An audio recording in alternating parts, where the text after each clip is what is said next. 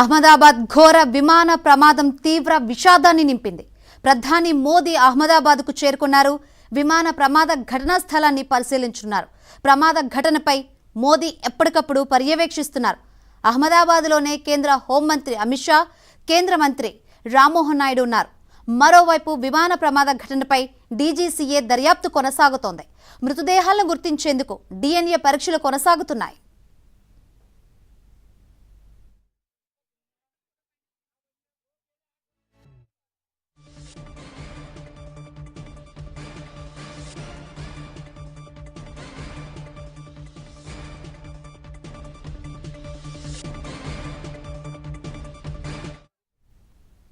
Air India Boeing dream liner విమానం కూలిపోయిన ఘటనలో 265 మంది దుర్మరణం పాలయ్యారు. అహ్మదాబాద్లోని సర్దార్ వల్లభాయ్ పటేల్ అంతర్జాతీయ విమానాశ్రయం నుంచి లండన్లోని గ్యాట్విక్కు వెళ్తుండగా ఈ ప్రమాదం జరిగింది.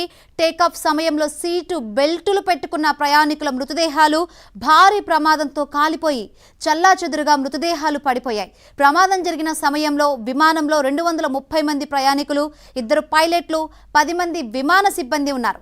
వారిలో భారత సంతతికి చెందిన బ్రిటిష్ పౌరుడు రమేష్ విశ్వాస్ కుమార్, మరో ప్రయాణికుడు మినహా మిగతా వారంతా చనిపోయారు. మృతుల్లో గుజరాత్ మాజీ సీఎం విజయ్ రూపానీ కూడా ఉన్నారు. విమానం టేకాఫ్ అయిన 59 సెకండ్లలోనే ప్రమాదం చోటు చేసుకున్నట్లు విమానాశ్రయంలోని సీసీటీవీ ఫుటేజ్ స్పష్టం చేస్తోంది.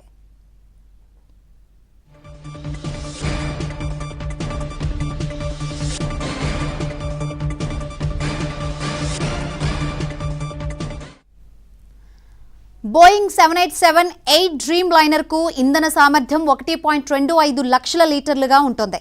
ఫుల్ ట్యాంక్ కారణంగా భారీ పేలుడు సంభవించడమే కాకుండా మంటలు వేగంగా వ్యాపించాయి. రంగంలోకి దిగిన ఫైర్ ఇంజన్లు గంటపాటు శ్రమించి మంటలను ఆర్పివేసిన భారీ ప్రాణనష్టం చోటు చేసుకుంది. దుర్ఘటన జరిగిన సమయంలో ఆ విమానంలో 230 మంది ప్రయాణికులు, 10 మంది విమాన సిబ్బంది, 2 పైలట్లు ఉన్నారు. 169 మంది భారతీయులు, 53 మంది బ్రిటిష్ పౌరులు, 7 పోర్చుగీస్ పాస్పోర్ట్ హోల్డర్లు, 1 కెనడియన్ ఉన్నట్లు ఎయిర్ ఇండియా ప్రకటించింది.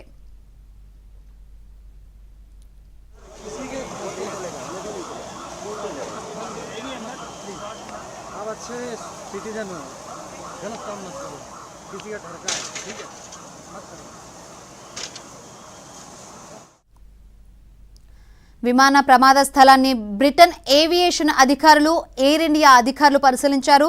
అహ్మదాబాద్ విమాన ప్రమాద మృతుల కుటుంబాలకు టాటా గ్రూప్ 1 కోటి చొప్పున నష్టపరిహారం ప్రకటించింది. గాయపడిన వారికి ఉచిత వైద్య సహాయం